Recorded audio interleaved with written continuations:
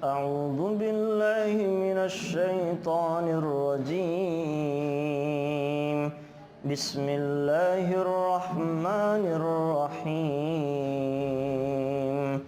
وإذا سمعوا ما أنزل إلى الرسول ترى أعينهم تفيض من الدمع مما عرفوا من الحق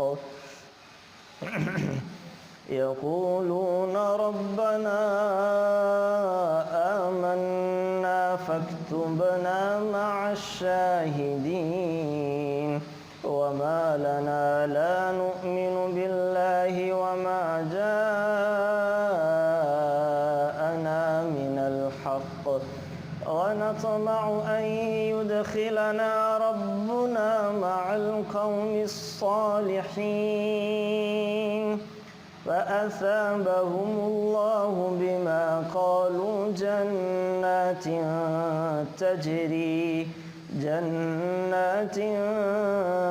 تجري من تحتها الأنهار خالدين فيها وذلك جزاء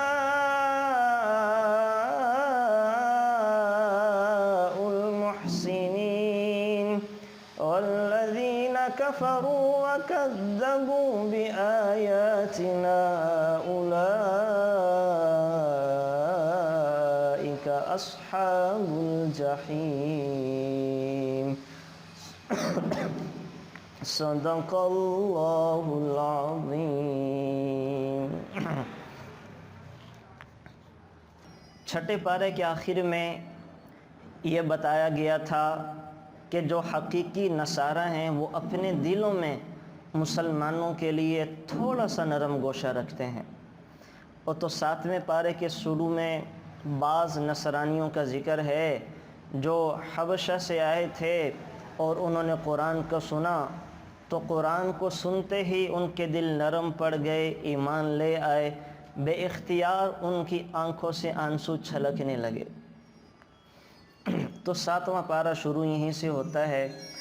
اصل میں ہوگا بھی یہ کہ جب قیامت قائم ہوگی تو اب بھی ہمارے ہاں دیکھیں ہمیشہ سے ایسے 2 طبقے چلتے آئے ہیں.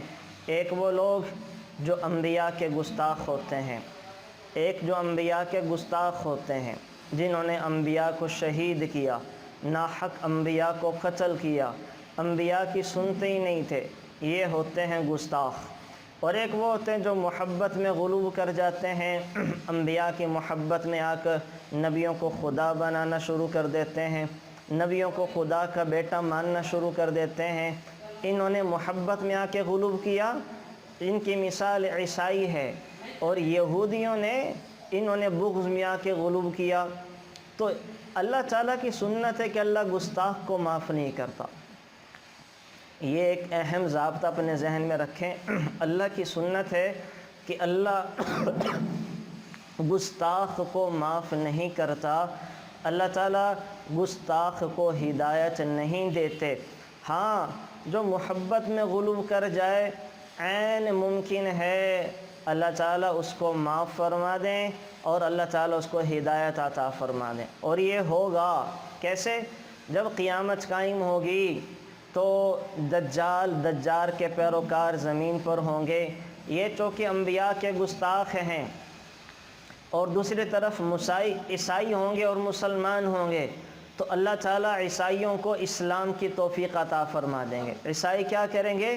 عیسائی بھی مسلمان ہو جائیں گے اور عیسائی اور مسلمان یہ دونوں مل کر یہودیوں کو قتل کریں گے، یہودیوں کو قتل کریں گے، دجال کو قتل کر دیا جائے گا. ابھی آپ کو میں جو ذکر کرنے جا رہا ہوں وہ یہ ہے کہ اصل میں جو اللہ تعالیٰ عیسائیوں کو اسلام کی توفیق عطا فرمائیں گے اس کی وجہ یہ ہے کہ یہ ڈی ٹریک ہو گئے ہیں، لیکن یہ گستاخ نہیں ہیں. انبیاء کی گستاخیاں نہیں کرتے تھے، انبیاء کی شان میں گستاخیاں زیادہ نہیں کرتے تھے، ان سے لڑتے جھگڑتے نہیں تھے. یہ کام تھا یہودیوں کا. تو ساری بات کا خلاصہ یہ ہوا، یہ جو قرآن کریم میں اللہ تعالیٰ 7ویں پارے کے شروع میں فرما رہے ہیں وَإِذَا سَمِعُوا مَا أُنزِلَ إِلَى الرَّسُولِ تَرَى أَعْيُنَهُمْ تَفِيضُ مِنَ الدَّمْعِ مِمَّا عَرَفُوا مِنَ الْحَقِّ، کہ جب قرآن کو سنا ان لوگوں نے تو قرآن کو سن کر ان کی آنکھیں نرم ہو گئی اور آنکھوں سے آنسو بہنے لگے۔ تو یہ عیسائی تھے۔ تو عیسائی جو ہیں وہ مسلمانوں کے ساتھ مسلمان مر کر دنیا کے اندر امن پھیلائیں گے، امن کو عام کریں گے۔ تو ان آیات میں مسلمانوں کے ساتھ عداوت اور محبت کا معیار جو اہل کتاب کا تھا وہ ذکر فرمایا ہے۔ ہوا یہ تھا کہ بہت تھوڑے سے یہودی مسلمان ہوئے، جیسے یہودیوں میں عبداللہ بن سلام رضی اللہ تعالیٰ عنہ تھے اور کچھ اور لوگ تھے۔ عبداللہ بن سلام یہ یہودیوں کے عالم تھے، یہ مسلمان ہوئے ہیں، اور باقی جو ہیں اور عیسائی بہت زیادہ تعداد کے اندر مسلمان ہوئے۔ آپ علیہ السلام کے عہد مبارک میں جو حبشہ کا بادشاہ تھا نجاشی، اور وہاں کی جو عوام تھی ان کی ایک بڑی تعداد مسلمان ہو گئی۔ یہی وجہ ہے کہ جب مکہ مکرمہ میں مسلمانوں کو زیادہ ستایا گیا تو رسول اکرم صلی اللہ علیہ وسلم نے ان کو حبشہ کی طرف ہجرت کا حکم دیا کہ تم حبشہ چلے جاؤ، وہاں کا بادشاہ نجاشی یہ تمہارے ساتھ تعاون کرے گا اور تمہارا خیال کرے گا۔ چنانچہ اس مشورہ کے اوپر عمل کرتے ہوئے پہلی مرتبہ 11 حضرات حبشہ کی طرف نکلے ہیں، جس نے حضرت عثمان غنی اور ان کی زوجہ حضرت رقیہ رضی اللہ تعالی عنہ بھی شامل تھیں۔ اس کے بعد حضرت جعفر بن ابی طالب کی سرکردگی میں ایک بہت بڑا قافلہ مسلمانوں کا وہاں بھیجا گیا، جس میں 82 مرد تھے۔ جب یہ سارے لوگ وہاں پہنچے ہیں تو مکہ والوں کو چین نہیں آیا، وہ تڑپنے لگے، وہ غصہ میں ہو گئے کہ ہم تو مسلمانوں کو ختم کرنے کے در پہ تھے، یہ بڑھتے جا رہے ہیں، ہم ان کو سزائیں دینا چاہتے تھے، یہ عافیت اور امن میں جاتے جا رہے ہیں۔ تو کفار مکہ نے بہت سارے ہدیے لیے اور ایک اپنا وفد حبشہ کے بادشاہ کے پاس روانہ کیا، اور ان سے کہنے لگے کہ مسلمانوں کو اپنے ملک سے نکال دیں۔ مگر حبشہ کے بادشاہ نجاشی نے کہا پہلے میں تحقیق کروں گا کہ ان کا کیا عقیدہ ہے۔ تو ان کافروں نے، مشرکین نے حبشہ کے بادشاہ نجاشی کے کان بھرے اور کہنے لگے کہ یہ جو مسلمان آپ کے پاس آئے ہیں ان کے عقائد عیسیٰ علیہ السلام کے بارے میں بہت زیادہ غلط ہیں، یہ حضرت عیسیٰ کو برا بھلا کہتے ہیں۔ تو حبشی بادشاہ نجاشی نے حالات کی تحقیق کے لیے مسلمانوں کو بلایا اور جعفر بن ابی طالب سے کہنے لگے کہ آپ بتائیں کہ آپ کے کیا کیا عقائد ہیں۔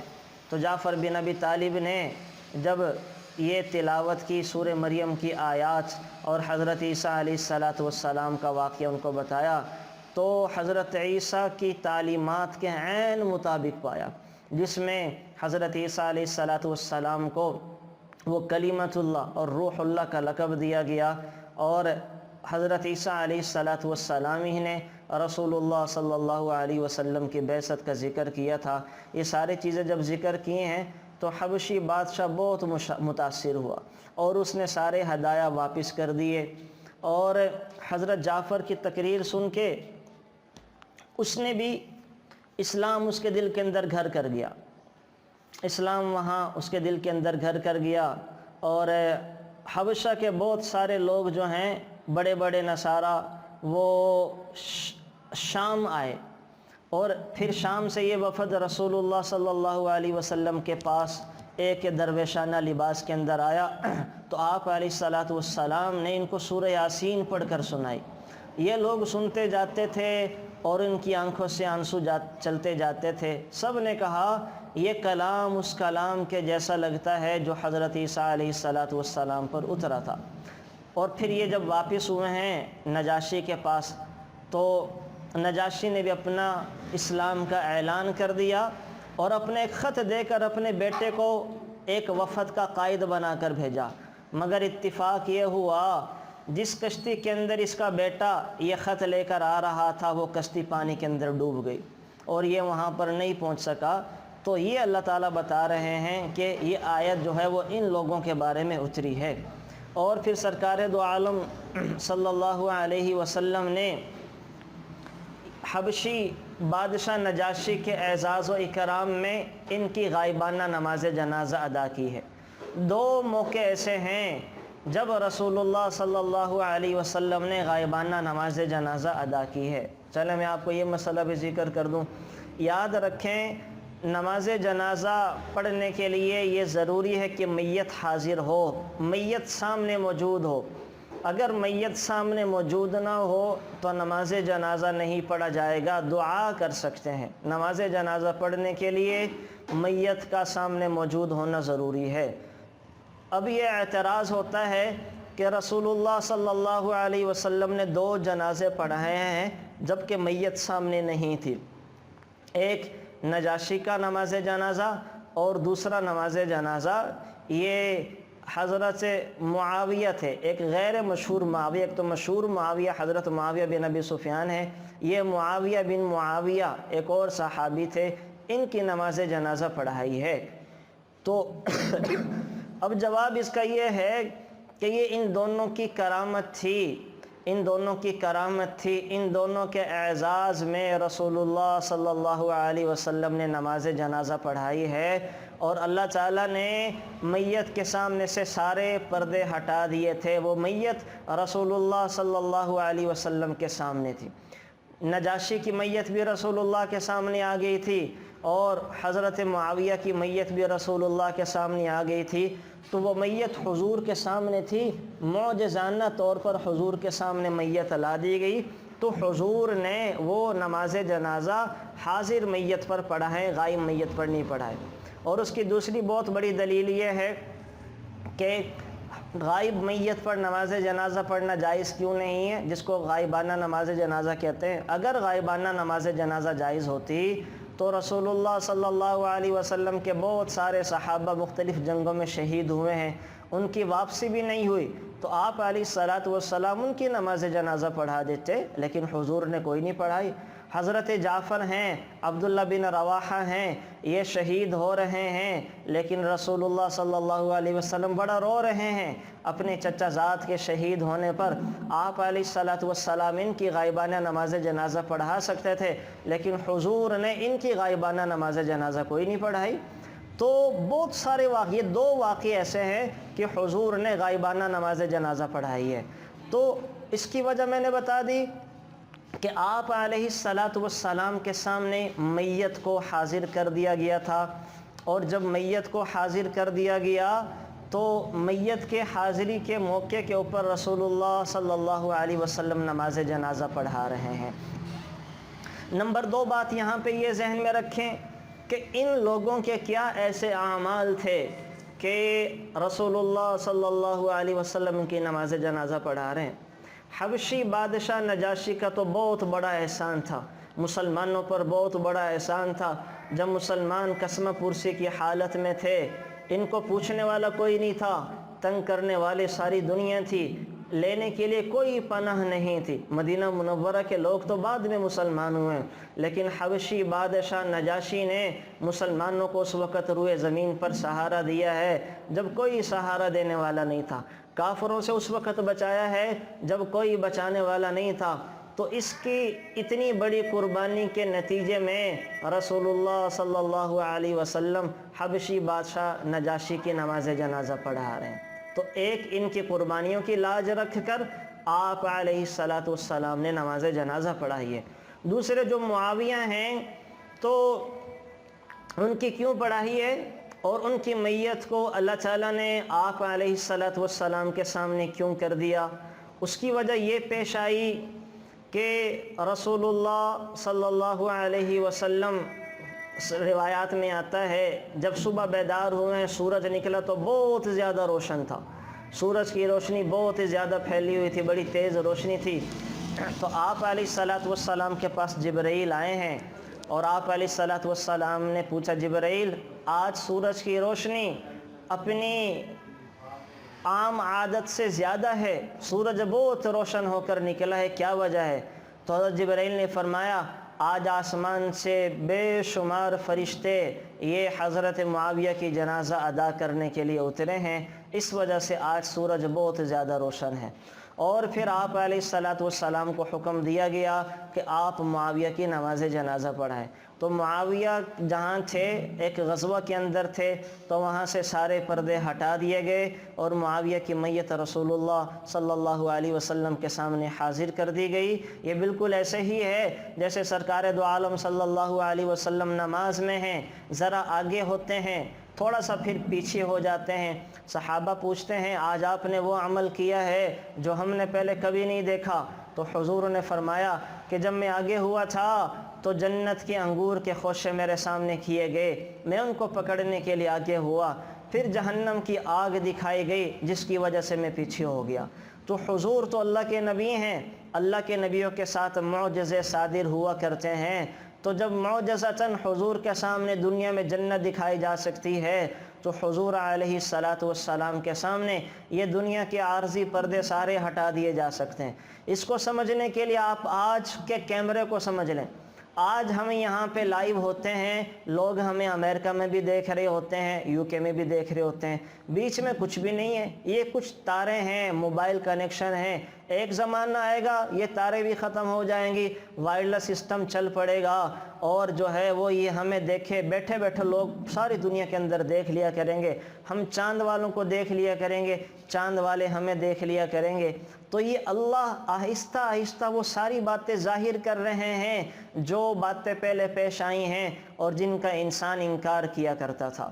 تو آج رسول اللہ صلی اللہ علیہ وسلم کے اس معجزے کو سمجھنا بہت آسان ہو گیا ہے کہ اللہ نبیوں کے سامنے سے پردے کیسے ہٹاتا تھا، دنیا کے پردے رکاوٹیں کیسے دور کرتا تھا، قبروں سے پردے اللہ والوں کے سامنے کیسے ہٹائے جاتے ہیں، اور وہ کیسے قبروں کے اندر مردوں کی حالات کو دیکھ لیتے ہیں۔ تو آج کے موبائل سے اس کو سمجھنا آسان ہے کہ ہم یہاں پر آن کرتے ہیں اور ہمارے پیارے 7 سمندر پار ہمیں دیکھ رہے ہوتے ہیں، ہم انہیں دیکھ رہے ہوتے ہیں، تو اس سے سمجھنا آسان ہو گیا۔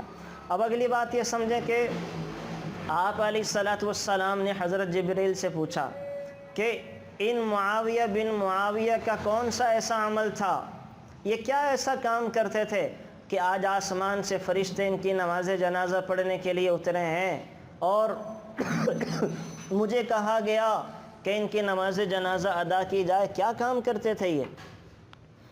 تو حضرت جبرائیل علیہ السلام نے فرمایا کہ یہ سورہ اخلاص کی بہت زیادہ تلاوت کیا کرتے تھے۔ سورہ اخلاص چلتے پھرتے اٹھتے بیٹھتے اور جناب جو ہے وہ حالت حضر میں، سفر میں اور نماز میں ہر وقت ان کی زبان پر سورہ اخلاص رہا کرتی تھی۔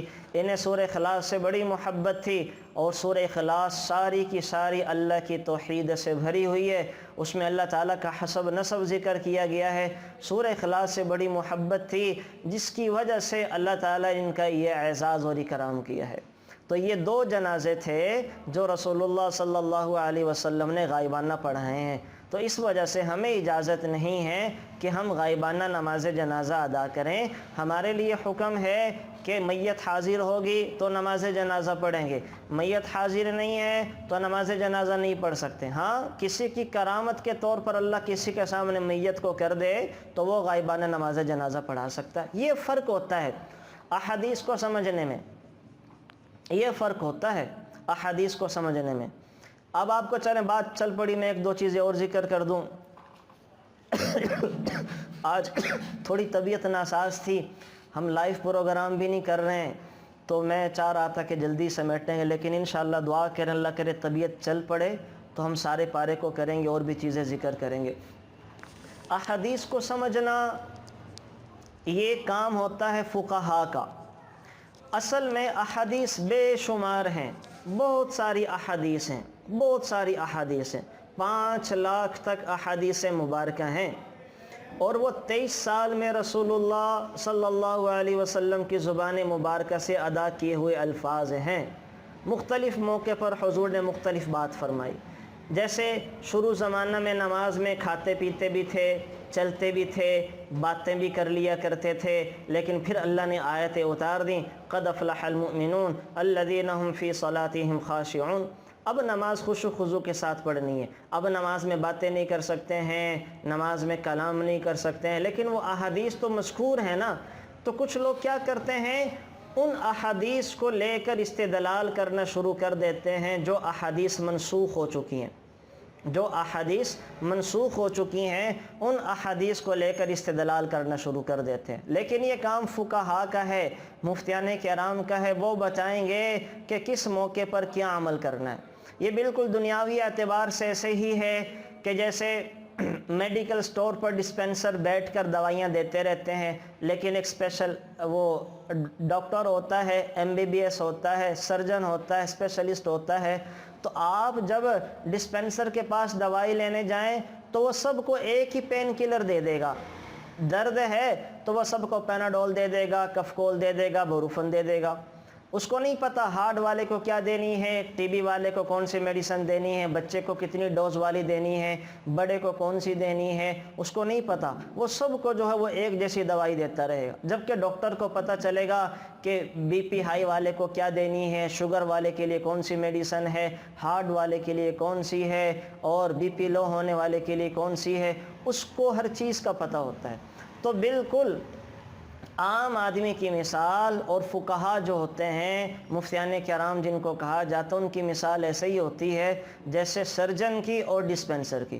تو سرجن کے پاس ہم جا کے اپنا علاج کرواتے ہیں، اسے پتہ ہوتا ہے، ورنہ عام لوگ بہت بڑی بڑی غلطیاں کر دیتے ہیں۔ مثلا میں آپ کو ایک مثال اور بتاؤں، جو میں نے یہ حبشی بادشاہ نجاشی والی مثال دی کہ اس سے بعض لوگوں نے یہ سمجھ لیا کہ غائبانہ نماز جنازہ جائز ہے، حالانکہ یہ خاص موقع تھا، اسپیشل کیس تھا، اس کو ہر جگہ فٹ نہیں کر سکتے۔ اسی طرح سے ایک مثال آپ کو اور دوں، ایک صحابی مسجد میں تشریف لائے، بڑے غریب تھے، پھٹے پرانے کپڑے تھے، رسول اللہ صلی اللہ علیہ وسلم منبر پر تشریف فرما خطبہ ارشاد فرما رہے تھے، تو آپ علیہ السلام نے دوران خطبہ حکم دیا کہ اٹھ اور نماز ادا کر۔ اب انہوں نے نماز پڑھنا شروع کی تو صحابہ کی نظریں ان کی طرف چلی گئیں۔ صحابہ دیکھ رہے ہیں کہ یہ شخص بڑے کوئی دیہاتی لگتے ہیں، ان کے جسم پر تو پورے کپڑے بھی نہیں ہیں اور جو ہیں وہ بھی پھٹے پرانے ہیں۔ تو صحابہ نے یہ کیا کہ نماز کے بعد ان کو بہت سارا چندہ دیا۔ اب رسول اللہ صلی اللہ علیہ وسلم کا مقصد بھی یہ تھا، ایک آپ علیہ السلام زبان سے ارشاد فرماتے کہ غریب ہے اس کو چندہ دو، ایک یہ تھا کہ ان کو کھڑا کر دیا، اور صحابہ نے جب ان کو دیکھا اور ان کی اس حالت کو دیکھا تو خود بخود ان کو چندہ دیا، پیسے دیے، جس سے وہ خوشحال ہو گئے۔ اب اس سے یہ استدلال نہیں کیا جا سکتا کہ خطبے کے دوران آپ علیہ السلام نے نماز پڑھنے کا حکم دیا ہے، یہ استدلال کرنا غلط ہے۔ کیوں؟ یہ ساری زندگی میں ایک موقع آیا تھا صرف، اور وہ موقع آپ علیہ السلام کا مقصد ان صحابہ کی مدد کروانا، تعاون کروانا تھا، نہ کہ نماز پڑھوانا تھا۔ اب یہ جو بات ہے یہ فقہا سمجھتے ہیں کہ ان کو کھڑا کروانے کی لوجک اور ریزن کیا تھی۔ تو اللہ جزائے خیر دے فقہائے کرام کو، انہوں نے دین کو ہمارے سامنے بڑے آسان انداز میں پیش کر دیا، ہمیں الجھانے سے بچا لیا۔ یہ بالکل ایسے ہی ہے جیسے ایک آدمی خود باغ میں جائے اور باغ میں جانے کے بعد وہ گلاب کا، موتیے کا اور جناب گیندے کا، چمیلی کا وہ پھول توڑے، عرق نکالے، پھر عرق بنائے تو بڑا وقت لگے گا، وہ اس کی زندگی بیت جائے گی عرق نکالنے میں، خوشبو بنانے میں۔ لیکن فقہا نے کیا کیا؟ ہمارے سامنے سارے قرآن و احادیث کا نچوڑ نکال کر وہ عطر کی شکل میں پیش کر دیا۔ ہمیں کہا کہ آپ کو دائیں بائیں گھومنے کی ضرورت نہیں ہے، یہ ہم نے سارے فقہی مسائل بتا دیے ہیں، آپ ان مسائل میں غور کر اپنی زندگی گزار سکتے ہیں۔ تو یہ کام ہوتا ہے فقہا کا کہ وہ بتاتے ہیں کہ قرآن کریم کی آیت کا مطلب کیا ہے، یہ اس پر عمل کرنا ہے کہ نہیں کرنا۔ وہ جو میں نے آپ کو مثال دی تھی کہ رسول اللہ صلی اللہ علیہ وسلم کے احکامات بعض مرتبہ حکم کا درجہ رکھتے ہیں، کہ جیسے حضور نے غزوہ احد کے موقع پر صحابہ سے کہا تھا یہاں سے ہلنا نہیں ہے، اگر ہمارے لاشوں کو پرندے بھی نوچ ڈالیں تم نے یہ جگہ نہیں چھوڑنی، اب یہ حکم فرض کا درجہ تھا، لیکن بعض صحابہ نے جگہ کو چھوڑ دیا جس سے مسلمانوں کے 70 صحابہ شہید ہوئے۔ بعض مرتبہ آپ علیہ السلام کا حکم مشورے کا درجہ رکھتا ہے، جیسے میں نے آپ کو مثال دی تھی کہ حضرت مغیرہ اور حضرت مغیث اور حضرت بریرہ میں جب جدائی ہو گئی تو رسول اللہ صلی اللہ علیہ وسلم بریرہ سے کہہ رہے ہیں کہ جاؤ دوبارہ مغیث کے پاس واپس چلی جاؤ، تو حضرت بریرہ پوچھ رہی ہیں کہ یا رسول اللہ صلی اللہ علیہ وسلم یہ حکم آپ کا مشورہ ہے کہ حکم ہے؟ حضور نے فرمایا کہ مشورہ ہے۔ فرمایا کہ پھر نہیں مانتی، حکم ہے انکار کی گنجائش نہیں ہے، مشورہ ہے تو مجھے قبول نہیں ہے۔ تو بعض اوقات حضور کا جو حکم ہوتا ہے مشورے کا درجہ رکھتا ہے، بعض اوقات اس کے اندر اور حکمتیں ہوتی ہیں، آپشن ہوتا ہے، لیکن وہ سمجھنا ذرا مشکل ہوتا ہے، وہ فقہا سمجھا سکتے ہیں۔ مثلا بنو قریظہ کے یہودیوں نے مسلمانوں کے ساتھ دغا کیا، دھوکہ دیا، تو رسول اللہ صلی اللہ علیہ وسلم نے صحابہ سے کہا، جبریل بھی آ گئے زیرہ اور جناب اسلحہ پہنے ہوئے، اور حکم ہو گیا کہ تم نے بنو قریظہ کے قبیلے میں جا کر عصر کی نماز ادا کرنی ہے۔ اب یہ حضور نے کہا تھا کہ تم نے عصر کی نماز بنو قریظہ کے قبیلے میں جا کر ادا کرنی ہے۔ اب صحابہ نکلے ہیں تو عصر کے راستے میں اذانیں ہو گئیں، وقت آ گیا۔ اب صحابہ کے 2 جماعتیں بن گئیں، 2 گروہ بن گئے۔ ایک نے کہا کہ ہم یہاں نماز نہیں پڑھتے، ہم جا کر بنو قریظہ کے قبیلے میں پڑھیں گے، کہ حضور نے منع فرمایا تھا کہ نمازیں بنو قریظہ کے ہاں جا کر پڑھنی ہیں، ہم وہیں جا کے پڑھیں گے۔ صحابہ کے ایک گروہ نے کہا کہ آپ علیہ السلام کے حکم کا مطلب تھا کہ جلدی کرنا، جلدی کے ساتھ وہاں پہنچنا، راستے میں کہیں رکنا نہ۔ اب جب کہ فرض نماز کا وقت آ گیا ہے تو فرض نماز پڑھنا بھی بہت اہم اور ضروری ہے، لہٰذا ہم فرض نماز پڑھ کر نکل پڑیں گے۔ تو بعض صحابہ وہیں سے چل پڑے، وہ راستے میں رکے نہیں، عصر کی نماز بنو قریظہ میں جا کے ادا کی، اور بعض صحابہ نے عصر کی نماز وہیں ادا کی کہ اللہ کا حکم آ گیا، اب اس میں تاخیر نہیں کی جا سکتی، اور رسول اللہ صلی اللہ علیہ وسلم کے فرمان کا مطلب تھا کہ جلدی کرنا، دیر نہ کرنا، تو ہم عصر پڑھتے ہی نکل جائیں گے۔ انہوں نے عصر پڑھی اور وہاں سے نکل پڑے۔ بعد میں رسول اللہ صلی اللہ علیہ وسلم کو اس سارے واقعے کی خبر دی گئی تو حضور نے فرمایا کلکم علی الخیر، دونوں جماعتیں بہتر ہیں، دونوں نے اچھا کیا، لیکن جس نے فقہا نے لکھا ہے کہ جس طبقے نے، جس گروہ نے عصر کی نماز راستے میں پڑھی وہ زیادہ خیر اور بہتر پتہ، وہ فقیہ تھا۔ کیوں؟ اس نے دونوں کام پورے کر دیے، اس نے فرض نماز بھی وقت پر ادا کر دی، اللہ کا حکم بھی پورا ہو گیا، اور رسول اللہ صلی اللہ علیہ وسلم کے فرمان کا جو مقصد تھا کہ جلدی کرنا، تاخیر نہ کرنا، تو ہم نماز کے لیے رکیں، کسی اور کام کے لیے نہیں رکے، تو فوراً وہاں سے چل پڑے۔ تو یہ ہوتا ہے، میں عرض کرنا چاہ رہا ہوں کہ فقہا کو اللہ جزائے خیر دے کہ وہ ایک بات سے کئی باتیں نکالتے ہیں، ایک مسئلے سے کئی مسئلے نکلتے رہتے ہیں۔ ایک چیز اور سنا دوں، ذہن میں آ گئی۔ ایک محدث تھے، محدث، یہ جو حدیث مبارکہ ہے، جب مکھی پانی کے اندر گر جائے تو اس کو دوبارہ ڈبو دو پانی میں، دودھ میں، لیکوڈ چیز کے اندر، کہ اللہ تعالیٰ نے مکھی کے ایک پر میں شفا رکھی ہے، ایک میں بیماری رکھی ہے، اور ہمیشہ مکھی اپنا بیماری والا پر پانی میں پہلے ڈالتی ہے، دودھ میں پہلے ڈالتی ہے، اور اسی کھانے پینے والی چیزوں میں پہلے ڈالتی ہے۔ لہٰذا اگر تم کو مکھی والی چیز کو کھانا ہے تو اس کا دوسرا پر بھی پانی میں ڈبو دو، فَمْكُلُوهُ، اللہ کے نبی کہہ رہے اس کو پانی میں ڈبو دو تاکہ اس کے دوسرے پر جس میں شفا ہوتی ہے وہ بیلنس برابر ہو جائے۔ اب ایک صحابی 36 واسطوں سے اس کو بیان کیا کرتے تھے کہ مجھے یہ حدیث مبارکہ 36 اساتذہ سے میں نے سنی ہے، بڑے فخر کے ساتھ بیان کرتے تھے۔ تو ایک حنفی وہاں سے گزرا جو فقہا کا فالوورز ہے، فقہا کو ماننے والا، اس نے کہا اچھا یہ بتاؤ کہ آپ کو یہ تو پتہ ہے اگر مکھی گر جائے تو پانی اور لیکوڈ چیز ناپاک نہیں ہوگی، اگر کھانے پینے کی چیزوں میں مچھر گر جائے تو کیا حکم ہے؟ تو اس نے کہا مجھے تو نہیں پتہ۔ پھر پوچھا اگر کھانے پینے کی چیزوں کے اندر پسو گر جائے تو اس کا کیا حکم ہے؟ تو وہ اس محدث نے کہا مجھے تو نہیں پتہ۔ تو پھر فقیہ نے بتایا کہ اصل میں وہ کہنے لگے محدث کہ ہمیں تو رسول اللہ صلی اللہ علیہ وسلم نے یہ بتایا ہی نہیں، اس بارے میں احادیث نہیں ہے۔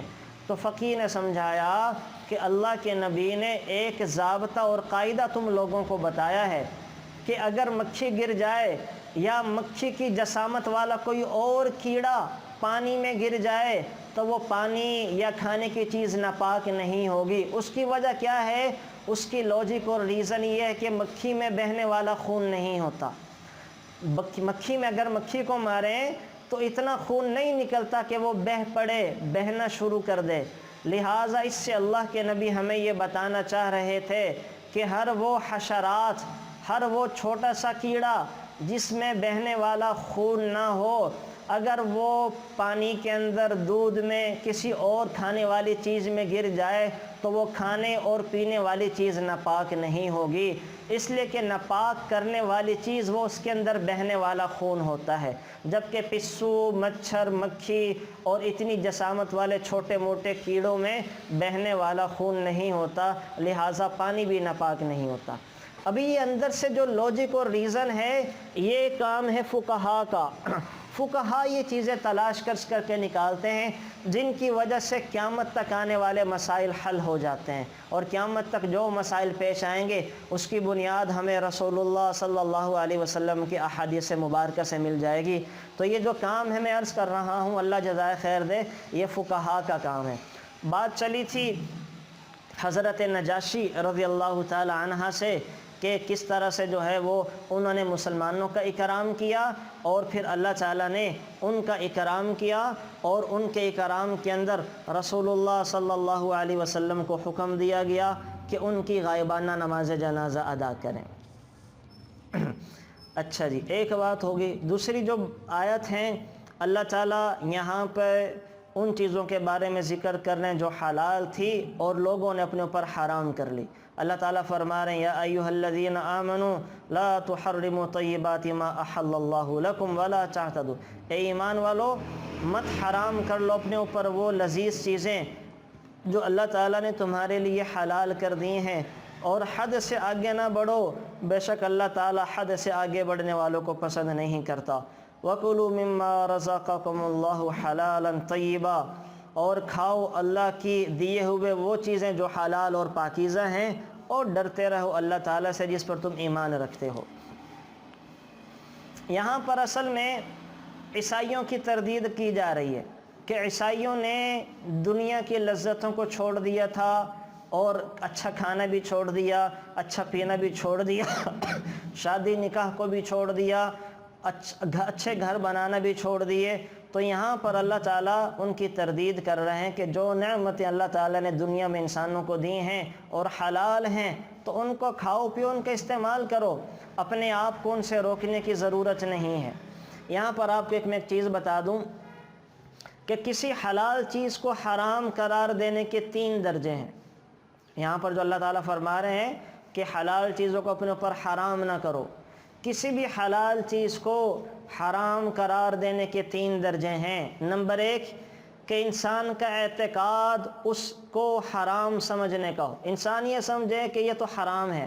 جیسے بعض احمقوں نے آج کل اسٹرابری کو حرام سمجھ لیا اور اس کو زقوم کے ساتھ تشبیہ دی، اور یوٹیوب پر فتاوی چڑھا دیا کہ زقوم اسٹرابری کی شکل ہے، یہ جہنم کا پھل ہے۔ تو اس کو قرآن کریم کی آیتیں نہیں پتہ کہ وَكُلُوا مِمَّا رَزَقَكُمُ اللَّهُ حَلَالًا طَيِّبًا، پھل کی جتنی بھی قسمیں دنیا کے اندر پائی جاتی ہیں وہ ساری حلال ہیں۔ تو اس کی تشبیہ جو ہے وہ اس طرح دے کہ جہنم کے اندر تو پھر کھانے کی بہت ساری چیزیں ہوں گی، جہنم کے اندر تو پانی بھی ہوگا، جہنم کے اندر تو اور کئی بدبودار وہ ساری پھر حرام قرار دینی جائیں گے۔ تو یہ اس طرح کے احمق لوگ مارکیٹ میں نئے آتے رہتے ہیں اور عجیب و غریب قسم کے فتاوی ڈالتے رہتے ہیں۔ تو ایک کسی کا یہ اعتقاد کہ حرام حلال ہے، اس کو حرام سمجھ لے۔ نمبر 2، اپنے قول سے قسم کھا کر کسی چیز کو اپنے اوپر حرام کر لے۔ مثلا قسم کھا لے کوئی بندہ کہ اللہ کی قسم میں ٹھنڈا پانی نہیں پیوں گا گرمیوں میں، اللہ کی قسم میں کولڈ ڈرنک کا استعمال نہیں کروں گا گرمیوں میں، یہ قسم کھا لے۔ یا فلانے کے گھر کھانا نہیں کھاؤں گا، یا فلاں جائز کام نہیں کروں گا، تو چیز حلال تھی لیکن اپنے اوپر قسم کھا کر حرام کر لی۔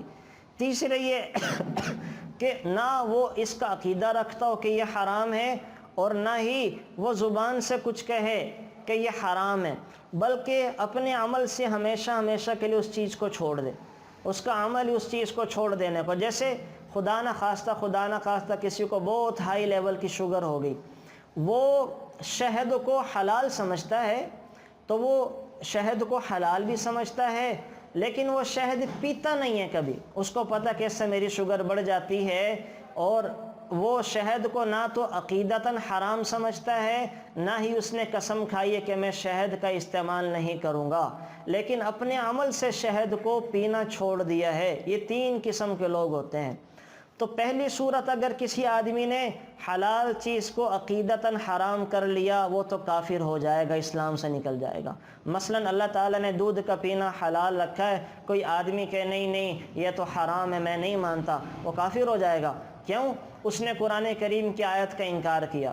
یہ بالکل اس لیے آپ ایک ضابطہ اور ذہن میں رکھیں، انسان کافر تب بنتا ہے جب قرآن کریم کے کسی حکم کا انکار کر دے۔ قرآن کریم میں جو حکم آیا ہے کہ اس کا انکار کرنا، ایک ہے اس پر عمل نہ کرنا۔ عمل نہ کرنے سے انسان گنہگار ہوتا ہے۔ قرآن میں حکم آیا ہے نماز کا، روزے کا، زکوٰۃ کا۔ ایک آدمی ساری زندگی نماز نہیں پڑھتا، روزے نہیں رکھتا، زکوٰۃ نہیں دیتا، تو کوئی حرج کی بات نہیں ہے، وہ گنہگار ہے۔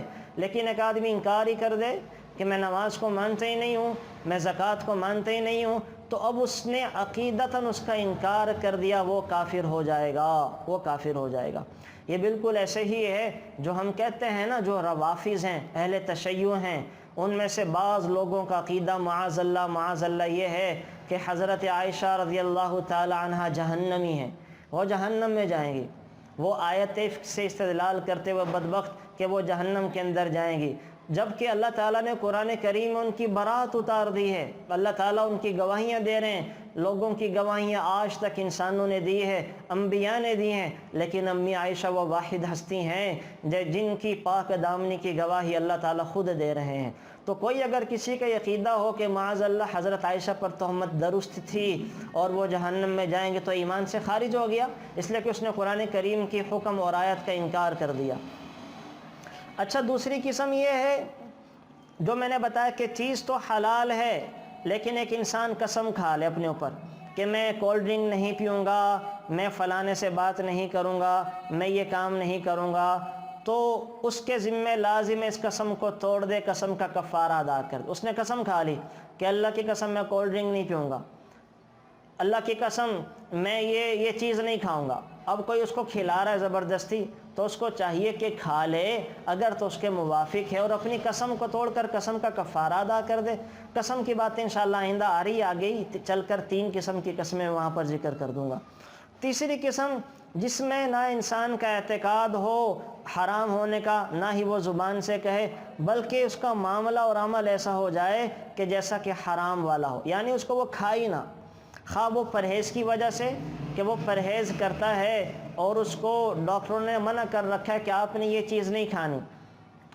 آپ پتھری والے کو پالک منع کر دیا جاتا ہے، ایک آدمی ساری زندگی پالک نہ کھائے تو کوئی حرج کی بات نہیں ہے، پرہیز رکھے۔ شوگر والا مریض بھلے ساری زندگی جو میٹھی چیز نہ کھائے تو کوئی بات نہیں ہے، اگر ڈاکٹروں نے کہا پرہیز کرنے کا تو پرہیز کرے، تو کوئی حرج کی بات نہیں ہے، بلکہ پرہیز کرنا بعض اوقات یہ سنت ہے، سنت۔ ہم پرہیز نہیں کرتے نا، اور کہتے ہیں کھا پی جاؤ اللہ خیر کرے گا۔ ایک آدمی کا گلا خراب ہے، اس کو وہ آپ کے گھر مہمان بن کر آتا ہے، آپ کہتے ہیں کہ یہ بوتل پی لے جی، آپ نے بریانی کھائی ہے، وہ کہتا نہیں میرا گلا خراب ہے، آپ کہتے ہیں بسم اللہ پڑھ کے پی لو کچھ نہیں ہوتا، تو یہ غلط بات ہے۔ بسم اللہ پڑھ کر پیے یا سورہ یاسین پڑھ کے پیے، وہ ضرور کچھ ہوگا، وہ گلا خراب ہو کے رہے گا۔ شوگر کے مریض کو آپ نے بڑی چاہت سے گھر میں حلوہ بنایا، گھر میں مہمان شوگر والے آ گئے، آپ اب اسے انسسٹ کر رہی ہیں، مجبور کر رہی ہیں آپ لوگ کہ نہیں بھئی کھا لیں، میں نے بڑی محنت سے بنایا ہے، چکھ کے دیکھ لیں۔ اب اگلا بیچارہ منع کر رہا ہے کہ اس سے مجھے مسئلہ ہو سکتا ہے، مجھے موافق نہیں ہے، آپ کہتے ہیں کہ نہیں بسم اللہ پڑھ کے کھا لو، اللہ تعالیٰ کی برکت، نام کی برکت سے کچھ بھی نہیں ہوگا۔ ہوگا، ضرور کچھ ہوگا، وہ میٹھا چیز اپنا نقصان ضرور دکھائے گی۔ اور اس کی مثال آپ کو میں دیتا ہوں، رسول اللہ صلی اللہ علیہ وسلم حضرت علی رضی اللہ تعالیٰ عنہ کے ساتھ ایک صحابی کے گھر گئے ہیں تو وہاں عربوں کی عادت تھی کہ کھجور کے خوشے دیواروں پر لٹکا کے رکھا کرتے تھے۔ رسول اللہ صلی اللہ علیہ وسلم نے آپ علیہ السلام نے کھجوروں سے خوشوں سے کھجوریں توڑ کر تناول فرمانا شروع کر دیں۔ آپ تناول فرما رہے ہیں، حضرت علی نے بھی آگے ہاتھ بڑھانا چاہا اور کھجوریں توڑ کے کھانا چاہیں۔ آپ علیہ السلام نے ان کے ہاتھ کو روک لیا۔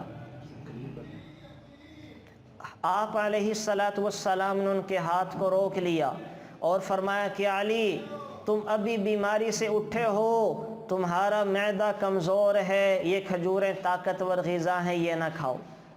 اب آپ مجھے بتائیں کہ ہمارا یقین حضرت علی سے زیادہ ہو سکتا ہے؟ یا ہمارے بڑے جو ہمیں احتیاط بتاتے ہیں، کیا ہمارا توکل رسول اللہ صلی اللہ علیہ وسلم سے زیادہ ہو سکتا ہے؟ تو حضرت علی نے کوئی نہیں کھجوریں کھائیں۔ تو اگر کوئی بیمار ہے، کوئی معذور ہے اور اس کو ڈاکٹرز نے احتیاط بتائی ہے، تو اس کی بہتری اسی میں کہ وہ احتیاط کرے، وہ جذبات میں آ کر، لوگوں کی باتوں میں آ کر بے احتیاطی نہ کرے۔ اور لوگ جو یہ باتیں کہہ دیتے ہیں نا کہ اللہ خیر کرے گا، بوتل پی لیں، اب اللہ نے کوئی نہیں کرنا ہے، جو کرنا ہے وہ تو کوکا کولا نہیں کرنا ہے، جو گلا خراب کرنا ہے وہ کھٹی میٹھی چیزوں نے کر دینا، اب اللہ نے کچھ نہیں یہاں پہ کرنا ہے۔ تو یہ ہمارے ہاں غلط فہمیاں رائج ہیں کم علمی اور لا علمی کی وجہ سے۔ تو بہرحال یہ چیزیں بھی جو ہے وہ احتیاط میں رکھی جائیں۔ تو قسم کی میں نے 3 قسمیں آپ کو یہاں پر بتائی ہیں، وہ اپنے اوپر کوئی چیز حرام کرنے کی، کہ ایک آدمی جو ہے وہ حلال چیز کو اس کا عقیدہ ہی حرام کا بن جائے، یہ غلط ہے۔ ایک آدمی قسم کھا لے حلال چیز کو استعمال نہ کرنے کی، اسے چاہیے کہ اپنی قسم کو توڑ دے۔ اور ایک آدمی پرہیز کی وجہ سے حلال چیز استعمال نہیں کرتا، تو یہ کوئی حرج اور مذائقے کی بات نہیں ہے، اس میں وہ اس کو چھوڑ سکتا ہے۔ یہ آگے جی، آگے اللہ تعالیٰ یہی فرما رہا ہے جو میں نے کہا تھا قسموں کا بیان۔ اللہ تعالیٰ فرما رہے لا یؤاخذکم اللہ باللغو فی ایمانکم ولکن یؤاخذکم بما عقدتم الایمان، کہ اللہ تم کو نہیں پکڑتا تمہاری بیہودہ قسموں پر، لیکن اللہ پکڑتا ہے ان قسموں پر جن کو تم نے مضبوط باندھ لیا ہے، تو تمہیں اس کا کفارہ ادا کرنا پڑے گا۔ قسموں کی 3 قسمیں ہیں۔ انسان جو قسم کھاتا ہے، اس قسم کھانے کی 3 قسمیں ہیں۔ ایک کا نام یمین غموس ہے، نمبر 2 یمین لغو ہے، اور نمبر 3 یمین منعقدہ۔ ایک وہ قسم جو انسان جھوٹی قسم کھائے، جھوٹی قسم، مثلا ایک شخص نے ایک کام نہیں کیا تھا، کسی نے پوچھا کہ آپ نے وہ کام کر دیا ہے، وہ قسم کھا کے کہہ دیا ہاں اللہ کی قسم میں نے کر دیا ہے۔ آپ نے اپنے بیٹے کو، اپنے کسی دوست کو بھیجا کہ جا کر بازار یا یہ بل جمع کروا دیں، اب اس نے بل جمع نہیں کروایا، آپ نے پوچھا بھائی قسم کھاؤ، وہ قسم کھا لیں اللہ کی قسم میں نے جمع کروا دیا ہے، اب اس نے جھوٹی قسم کھائی ہے۔ ایک کام اس نے کیا ہی نہیں، اس پر قسم کھا لی، یا ایک کام کیا تھا اس کے نہ کرنے پر قسم کھا لی۔ آپ کے کسی جاننے والے نے جھوٹ بولا، پکڑا گیا، آپ اس سے پوچھ رہے ہیں کہ تم نے جھوٹ بولا تھا، وہ کہتا ہے اللہ کی قسم میں نے تو یہ جھوٹ نہیں بولا، یا اللہ کی قسم میں نے تو یہ بات نہیں کی ہے۔ اب اس نے ایک کام کرنے کے بعد جھوٹی قسم کھا لی، تو اسے یمین غموس کہا جاتا ہے، یمین غموس۔ اس کا جو ہے گناہ ہے سخت، اس کا کفارہ نہیں ہے، یہ انسان کو گناہوں میں ڈبو دیتی ہے، اس کو یمین غموس کہتے ہیں۔ غموس کا مطلب ہے گناہوں میں ڈبو دینے والی قسم، اس کے اوپر کفارہ نہیں ہے، البتہ دنیا آخرت کا وبال ہے۔ دوسری صورت یہ ہے کہ انسان جو ہے وہ خواہ مخواہ کی قسمیں کھا دے، جیسے ہم کھاتے رہتے ہیں، ہمارا تکیہ کلام ہے اللہ دی قسمیں جی، اللہ کی قسم میں نے یہ کام کر دیا، اللہ کی قسم وہ بڑے اچھے ہیں، اللہ کی قسم اس کھانے میں بڑا مزہ آیا ہے، تو یہ ہوتی ہے یمین لغو، یعنی خواہ مخواہ کی قسمیں، بیکار کی قسمیں۔ اس کی یہ بھی ہو سکتی ہے کہ ایک انسان اپنے آپ کو سچا سمجھ کر قسم کھا لے جبکہ وہ حقیقت میں جھوٹا ہو۔ مثلا مجھے کسی نے آ کے خبر دی کہ لاک ڈاؤن لگ گیا ہے، اب آپ مجھ سے پوچھ رہے ہیں کہ لاک ڈاؤن لگا کہ نہیں لگا، میں نے قسم کھا لی کہ اللہ کی قسم لاک ڈاؤن لگ گیا ہے، حالانکہ جب تحقیق کی گئی پتہ چلا کہ لاک ڈاؤن نہیں لگا تھا۔ اب میں نے خواہ مخواہ یہ قسم کھا لی اور اس سے کسی کو نقصان بھی نہیں پہنچ رہا، تو اس کو یمین لغو کہا جاتا ہے، بیکار کی قسم۔ اس قسم پہ نہ ہی کفارہ ہے نہ ہی گناہ ہے، لیکن ایسی قسموں کی عادت سے بچنا چاہیے۔ آپ اگر عربوں سے ملیں، عرب ہر بات ہی یہاں سے شروع کرتے ہیں، واللہ واللہ یا حاجی انت رجل، اللہ کی قسم آپ بڑے اچھے آدمی ہیں، اللہ کی قسم آج بڑی اچھی نماز پڑھائی۔ تو یہ یمین لغو ہے جو ہمارے ہاں بھی بس اوقات بعض لوگوں کا تکیہ کلام بن جاتی ہے۔ تیسری قسم وہ یمین منعقدہ ہے۔ وہ کیا ہوتی ہے کہ انسان مستقبل میں کسی کام کے کرنے یا نہ کرنے کی قسم کھا لے، اب اگر وہ کام جائز ہے تو اس قسم کا پورا کرنا واجب ہے، توڑ دے گا تو کفارہ آئے گا، اور اگر اس نے ناجائز کام کے کرنے کی قسم کھائی ہے تو قسم کا فی الفور توڑنا واجب ہے اور کفارہ ادا کر دے۔ مثلا آپ نے قسم کھا لی کہ اللہ کی قسم آئندہ میں پیپسی کو ہاتھ بھی نہیں لگاؤں گا، آئندہ میں KFC کے برگر کو نہیں کھاؤں گا، اب یہ قسم کھا لی۔ اب اس کے مرضی ہے اس قسم کو پورا کرے نہ کرے، لیکن کچھ دوست اس کو لے گئے KFC اور برگر کھلا دیا۔ اب جب اس نے برگر کھایا ہے تو اس کے ذمے لازمی ہے کہ اس قسم کا کفارہ ادا کر دے، قسم کا کفارہ ادا کر دے۔ اسی طرح سے کسی آدمی نے، کسی عورت نے قسم کھا لی کہ اگر اللہ تعالیٰ نے میرے بیٹے کو کامیاب کر دیا تو اللہ کی قسم میں 5 روزے رکھوں گی، اللہ کی قسم میں 100 رکعتیں نفل کی ادا کروں گی۔ اب اس کے ذمہ واجب ہے کہ اس قسم کو پورا کرے، 5 روزے رکھے اور 100 نفل ادا کرے۔ اب اگر وہ ادا نہیں کرتی ہے تو پھر اس کا کفارہ دینا پڑے گا، کفارہ دینا پڑے گا۔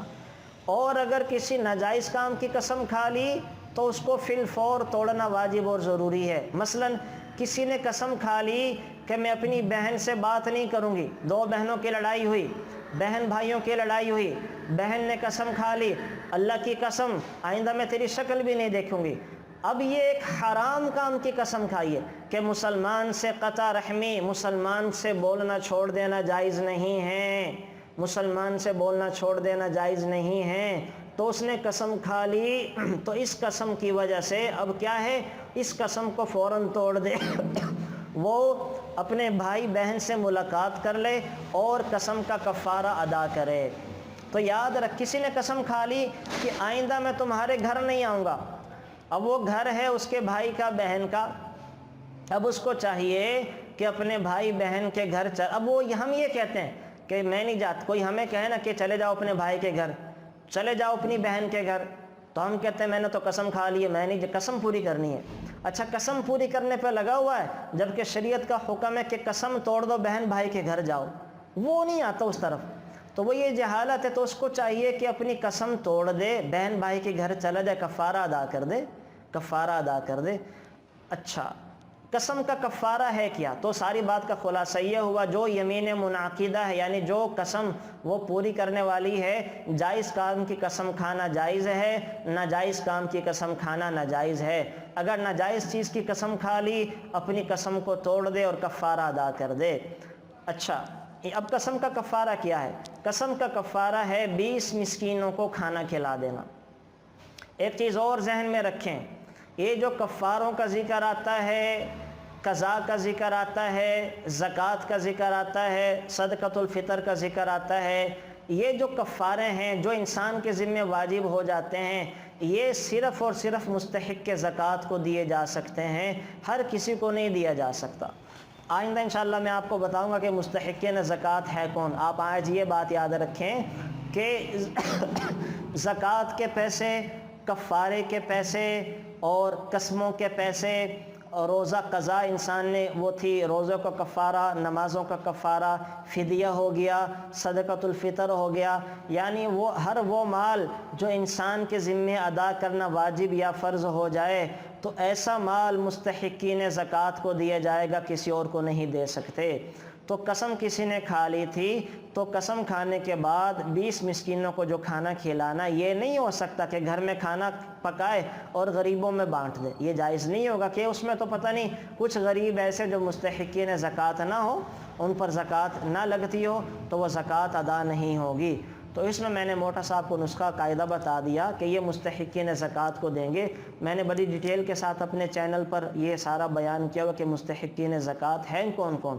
وہ فقیر کی کیٹیگری میں آنا چاہیے، مسکین کی کیٹیگری میں آنا چاہیے۔ فقیر اور مسکین کی ڈیفینیشن ہے کیا، وہ انشاءاللہ میں آئندہ چل کر یہ چیزیں آ جائیں گی۔ تو یہاں یہ اتنی بات آپ ذہن میں رکھیں کہ یہ پیسے مستحقین زکوٰۃ کو دیے جا سکتے ہیں۔ اچھا، یہاں ایک بات اور میرے ذہن میں آ رہی تھی کہ بندہ جب قسم کھا لے، اچھا جو میں نے بھی ذکر کیا تھا کہ انسان اپنے رشتوں کو توڑنے کی قسم کھا لیتا ہے کہ میں اپنے بھائی کے بہن کے ہاں نہیں جاؤں گا، کلام نہیں کروں گا، تو میں نے آپ سے یہ کہا کہ قسم کا توڑنا ضروری ہے، بہن بھائیوں کے ہاں جانا یہ ضروری، اور قسم توڑ دے۔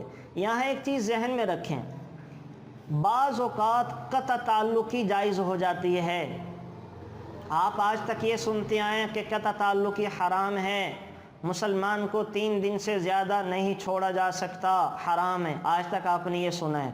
آج آپ کو میں یہ کھول کر چیزیں ذکر کر دوں کہ وہ قطع تعلقی حرام ہے، وہ قطع تعلقی حرام ہے کہ جس سے جانی بین کو نقصان پہنچتا ہو۔ یعنی یہ مطلب ہوا کہ وہ قطع تعلقی جائز ہے کہ جس سے قطع تعلق رہنے سے کسی گھرانے کی بچت ہو سکتی ہو۔ اچھا، قطع تعلقی ہے کیا؟ قطع تعلقی ہے کہ انسان اگر آپ کے بھائی بہن کو آپ کی مجبوری میں ضرورت پیش آ گئی تو آپ ان کے بلانے پر بھی جا ہی نہیں رہے ہیں، ان کے ہاں خدا نخواستہ میت ہو گئی تو آپ جا ہی نہیں، آپ کہتے ہیں کہ میں نے تو قطع تعلقی کر رکھی ہے، پورا بائیکاٹ کر رکھا ہے۔ یہ ہوتی ہے قطع تعلقی کہ ان کو کوئی ضرورت پیش آئے، مجبوری آڑے آ جائے تو آپ ان کی ضرورت میں ضرورت پوری نہ کریں بلکہ خوش ہو رہے ہوں کہ اچھا ان کے ساتھ ایسا ہوا، مجبوری میں کام نہ آ رہے ہوں، فوتگی ہو گئی وہاں جا نہ رہے ہوں۔ یہ ہے قطع تعلقی کی صورت۔ ان کیا خوشی آ گئی، شادی پہ بلا رہے ہیں بچہ بچے کی، آپ کہیں کہ میں نے تو جانا ہی نہیں ہے، میں نے شکل نہیں دیکھنی، انہوں نے ہمارے ساتھ ایسے کیا تھا، میں نے جانا نہیں۔ یہ ہے قطع تعلقی۔ اگر قطع تعلقی کسی کے شر سے بچنے کے لیے تو وہ جائز ہے۔ آپ کو پتہ ہے کہ آپ کے پڑوسی یا بہن یا بھائی، جب بھی ہم ان سے ملتے ہیں تو لڑائی ہو جاتی ہے، جب بھی ملتے ہیں تو فساد ہو جاتا ہے، جب بھی ملتے ہیں تو ہمارے گھر کا سکون ختم ہو جاتا ہے، جب بھی ملتے ہیں تو کوئی نہ کوئی مسئلہ یا مسائل پیدا ہو جاتے ہیں۔ تو ایسی صورت میں اگر آپ اپنے بھائیوں سے، بہنوں سے، رشتہ داروں سے دور ہو جائیں، ان کے ساتھ بولنا چالنا بند کر دیں تو یہ حرام نہیں ہے، جائز ہے۔ آپ میری بات سمجھ رہے ہیں؟ اگر کسی کے شر سے بچنا مقصود ہو کہ ملنے ملانے کا نقصان زیادہ ہے، جب ملتے ملاتے ہیں تو لڑائیاں بھی ہوتی ہیں، بدگمانیاں بھی بڑھتی ہیں، فتنہ فساد بھی ہوتا ہے، چغلیاں بھی ہوتی ہیں، غیبتیں بھی ہوتی ہیں، خاندان میں دراڑیں بھی پڑ جاتی ہیں۔ تو اس کا حل ہم کیا سوچتے ہیں کہ دور رہا جائے تو اچھا ہے۔ تو بسا اوقات ہے کسی کے شر سے بچنے کے لیے دور رہنا یہ جائز ہے، یہ قطع تعلقی میں نہیں آئے گا۔ مثلا آپ کو پتہ ہے کہ آپ کے بھائی کی، بہن کی، دوست کی، پڑوسی کی نیچر ایسی ہے، ان کے جتنا قریب جائیں اتنا ہمارے گھر کا ماحول خراب ہوتا ہے، اتنی لڑائی دنگا فساد ہو جاتا، تو آپ نہ جائیں، آپ ان سے بات نہ کریں، آپ رابطہ نہ کریں، آپ جو ہے وہ بالکل اپنے گھروں میں ہو کے بیٹھ جائیں۔ البتہ یہ جائز نہیں ہے کہ جب ان کو کوئی ضرورت پیش آئے تو آپ وہاں نہ جائیں یا ان کی غمی کے اوپر خوشی کا اظہار کریں۔ خدا نخواستہ ان کے یہاں فوتگی ہو گئی تو آپ ضرور جائیں، جنازہ پڑھ کر میت کو دیکھ کر فاتحہ خوانی کر کے آ جائیں۔ ان کو پیسوں کی ضرورت پڑ گئی، آپ ان کو اگر دے سکتے تو پیسے بھی دے دیں۔ اس وقت یہ کہنا جائز نہیں کہ اچھا ہوا ان کے ساتھ تو ایسے ہی ہونا چاہیے تھا، یہ قطع تعلق کے زمرے میں آ جائے گا، اس وقت کی بد دعائیں دینا۔ تو اس کے لیے پھر وہی وعیدیں ہیں جو عام حالات میں قطع تعلقی کرتے ہیں۔ تو یہ بات ذہن میں رکھیں کہ کسی عام حالات میں قطع تعلقی کرنا حرام ہے، جائز نہیں ہے۔ البتہ کسی کے شر سے بچنے کے لیے، کسی کے نقصان سے بچنے کے لیے اس کو چھوڑ دینا، اس کو تنبیہ کرنے کے لیے اس سے پیچھا چھڑا لینا یہ جائز ہے، اس میں کوئی حرج اور مذائقے کی بات نہیں، بلکہ یہ اچھی بات ہے، اچھی بات ہے۔ ہم نے خود ایسا کیا اپنے خاندان میں، ہمیں پتہ چلا کہ وہاں ملنے ملانے سے ہمیشہ فساد ہوتا ہے، ہمیشہ لڑائی جھگڑا ہوتا ہے، جب بھی ملتے ملاتے ہیں وہ اس کا رزلٹ بہت برا آتا ہے، تو ہم نے آنا جانا چھوڑ دیا، فون بھی ختم کر دیے، فون بھی نہیں کرتے، کبھی آتے جاتے بھی نہیں ہیں۔ البتہ جب کسی کے ہاں ملتے ہیں کسی خوشی غمی پہ تو بڑے اچھے انداز سے ملتے ہیں، ان کو حال احوال لیتا ہوں، پوچھتا ہوں اور بڑے اچھے انداز سے ان سے ملتا ہوں، خدا نہ خواستہ کوئی غمی پیش آئے ان کے ہاں غمی پہ بھی چلا جاتا ہوں، لیکن عام حالات میں ان سے کوئی رابطہ نہیں کرتا، کہ رابطہ نہ کرنے میں عافیت رہتی ہے، انسان غیبتوں سے، چغلیوں سے، بدگمانیوں سے بچا رہتا ہے۔ تو یہ ایک حکم یہاں پر یہ بھی بتایا گیا ہے جو ہمارے معاشرے کے اندر بڑا اہم اور ناسور تھا۔ لوگ ڈرتے ہیں، سمجھ نہیں آتی کہ قطع تعلق کی وہ برائیاں، اگلے کا نقصان برداشت کرتے رہتے ہیں، لیکن اس بیچارے کو اس ڈر سے نہیں چھوڑتے کہ کہیں ہم قطع تعلق کے زمرے میں نہ آ جائیں۔ تو قطع تعلق کی بسا اوقات جائز ہوتی ہے۔ تو یہاں قسموں کا ذکر بھی آ گیا، یہ میں نے آپ کو چیزیں بتا دیں۔ اچھا جی، آگے اللہ تعالیٰ نے شراب کے، جوے کے، ان چیزوں کے حرام ہونے کا بتایا ہے کہ یہ چیزیں حرام ہیں۔ جوا، شراب تو آپ کو پتہ ہی ہے، سٹا جوا جوئے کی قسمیں، یہاں پہ ایک لفظ آیا ہے یا ایھا الذین آمنوا اے ایمان والو، انما الخمر والمیسر، شراب حرام ہے، والمیسر جوا لگانا حرام ہے، والانصاب بت پرستی حرام ہے، والازلام اور پانسوں سے کھیلنا، یہ سب گندے اور شیطان کے کام ہیں، فاجتنبوہ، ان سے بچو، لعلکم تفلحون، تاکہ تم دنیا آخرت کی کامیابیاں سمیٹ لو۔ یہاں پر قرآن اندازی بتائی جا رہی ہے، قرآن اندازی کی ایک وہ شکل جو کہ ناجائز اور حرام ہے۔ اصل میں عرب ایسا کرتے تھے کہ 10 آدمی مل کر ایک اونٹ خرید لیتے تھے۔ مثلا اونٹ کی قیمت ہے 1,00,000 روپے، 10 ہزار سارے دے کر اونٹ خرید لیتے تھے، اور 10 لکڑیاں لے لیتے تھے، 10 تیر لے لیتے تھے، 7 تیروں پر نشان لگا دیتے، کسی تیر پر ایک حصہ۔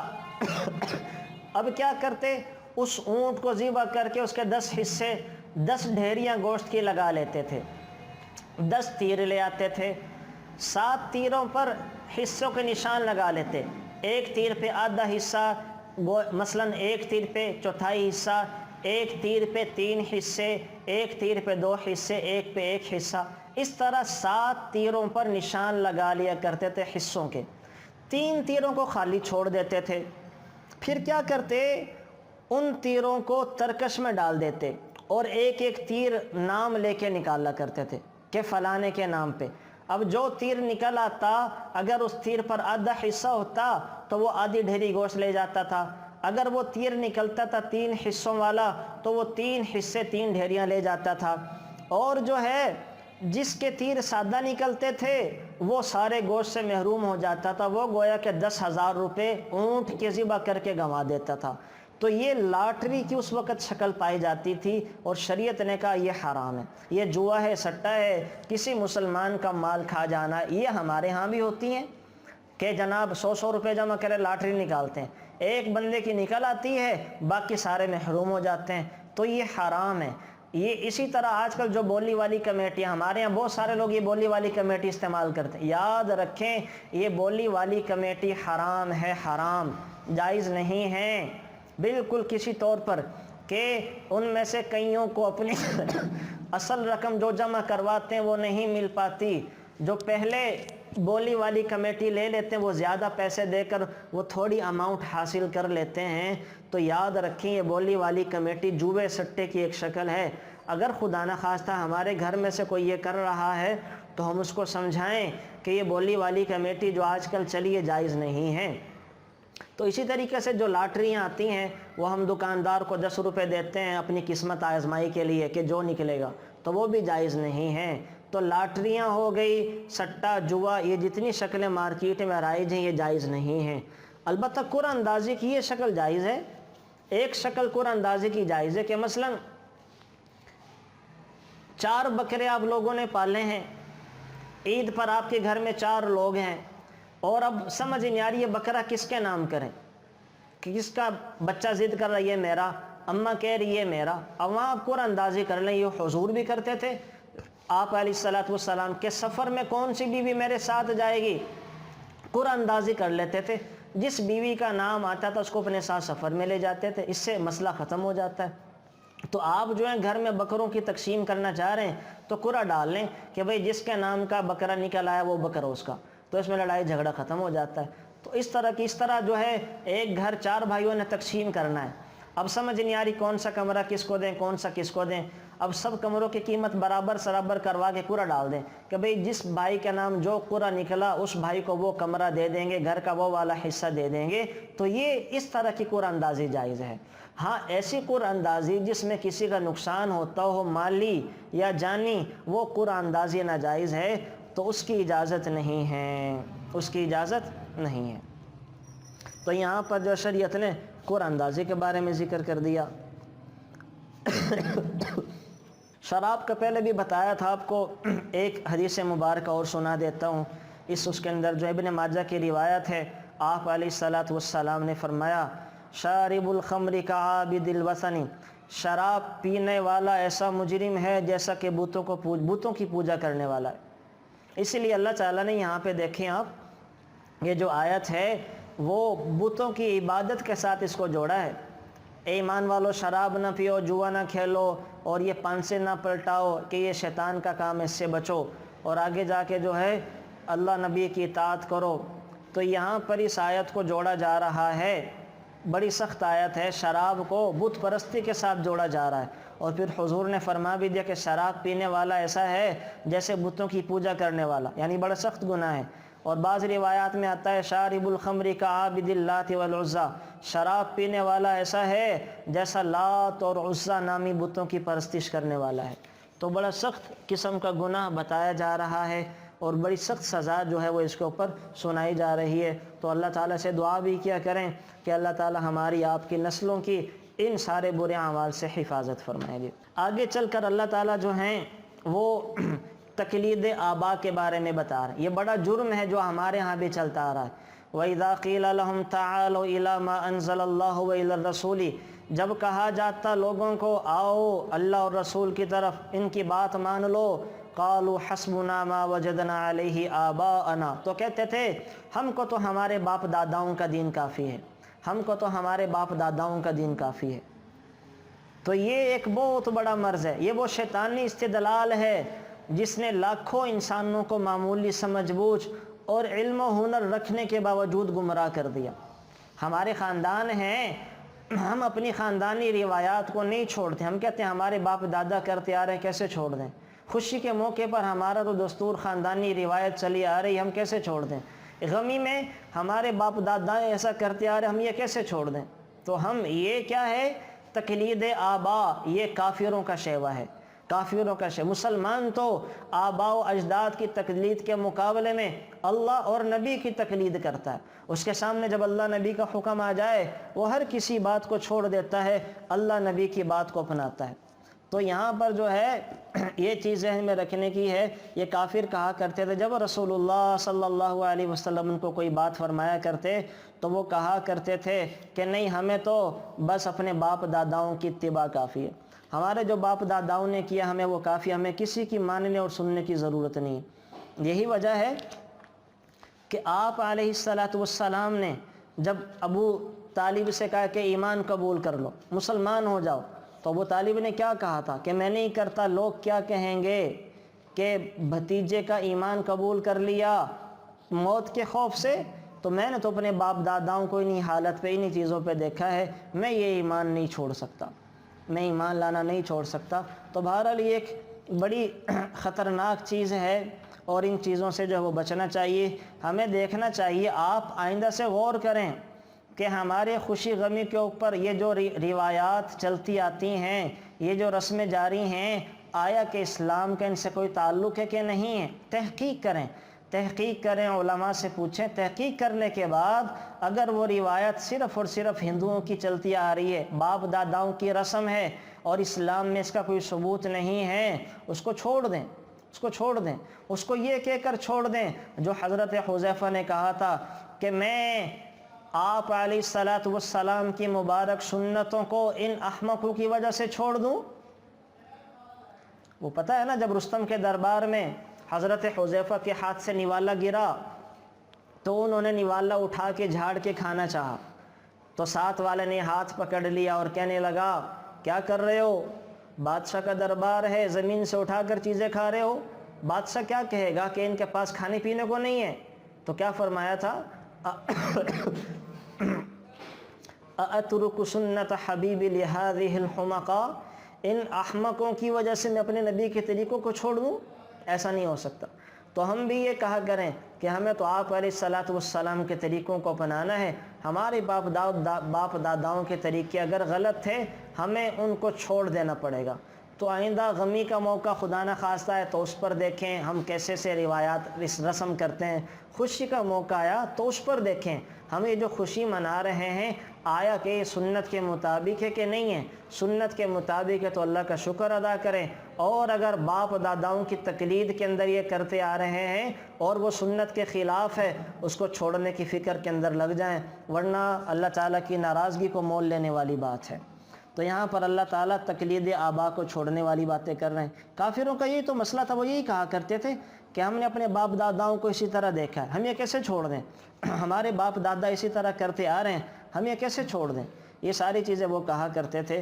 تو اللہ تعالیٰ نے ان کی تردید فرمائی اور ہمیں پیغام دیا کہ اللہ ربی کے جو احکامات ہیں ان کے مقابلے میں وہ کوئی چیزیں نہیں ہیں۔ پھر آگے چل کر اللہ تعالیٰ نے یہ آیا ذکر کی، یوم یجمع اللہ الرسل فیقول ماذا اجبتم قالوا لا علم لنا انک انت علام الغیوب، جس دن اللہ جمع کرے گا سارے پیغمبروں کو، پھر کہے گا تم کو کیا جواب ملا تھا، وہ کہیں گے ہم کو خبر نہیں، تو ہی ہے چھپی باتوں کو جاننے والا۔ اللہ حشر کے میدان میں ہر نبی سے سوال کرے گا، ہر نبی سے، کہ جب آپ نے لوگوں کو دعوت دی تو لوگ کیا کہا کرتے تھے؟ تو سارے انبیاء کہیں گے یا اللہ آپ تو علام الغیوب ہیں، آپ سب خود بہتر جاننے والے ہیں۔ پھر اللہ مجرموں سے، امت والوں سے پوچھیں گے، تو امت والوں کے بارے میں اللہ نے کیا فرمایا، الیوم نختم علی افواہہم وتکلمنا ایدیہم وتشہد ارجلہم بما کانوا یکسبون، اس وقت انسانوں کے منہ پہ اللہ تالے لگا دے گا، اس کے ہاتھ بات کریں گے، اس کے پاؤں بولیں گے، اس کا دل و دماغ بولے گا، جو گناہ ہاتھ سے کیے تھے ہاتھ گواہیاں اس کے خلاف گواہیاں دیں گے، جو گناہ پاؤں سے کیے تھے اس کے خلاف پاؤں گواہیاں دیں گے، جو گناہ زبان سے کیے تھے زبان اس کے خلاف گواہیاں دے گی، جو گناہ وہ دل و دماغ میں سوچے تھے، پروپیگنڈے کیے تھے مسلمانوں کے خلاف، دل و دماغ گواہیاں دے گا، جسم کا جو عضو اللہ کی نافرمانی میں استعمال ہوا ہر عضو خود گواہی دے گا، خود گواہی دے گا۔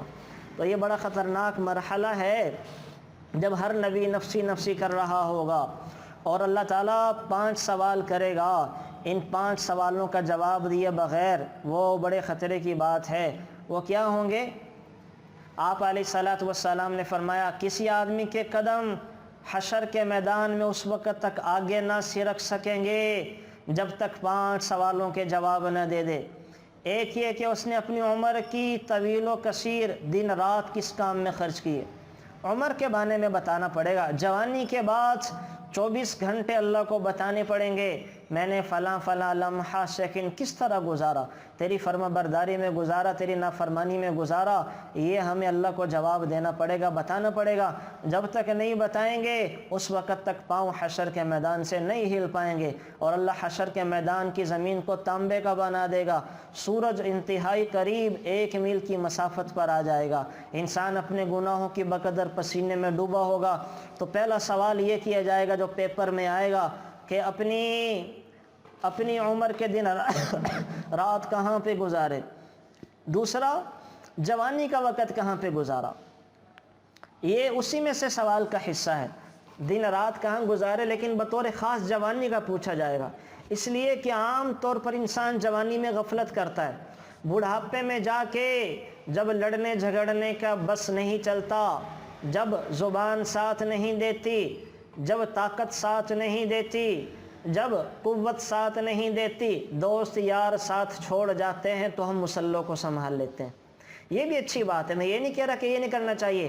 اللہ تعالیٰ عمر کے جس حصہ میں توفیق عطا فرما دے اللہ کا شکر ہے، لیکن اصل توبہ در جوانی توبہ کردن شیوائے پیمبری، جوانی میں توبہ کرنا یہ پیغمبروں کی شان ہے، یہ اصل عبادت ہے۔ جوانی کا ایک سجدہ بڑھاپے کے ہزاروں سجدوں پہ بھاری ہوتا ہے۔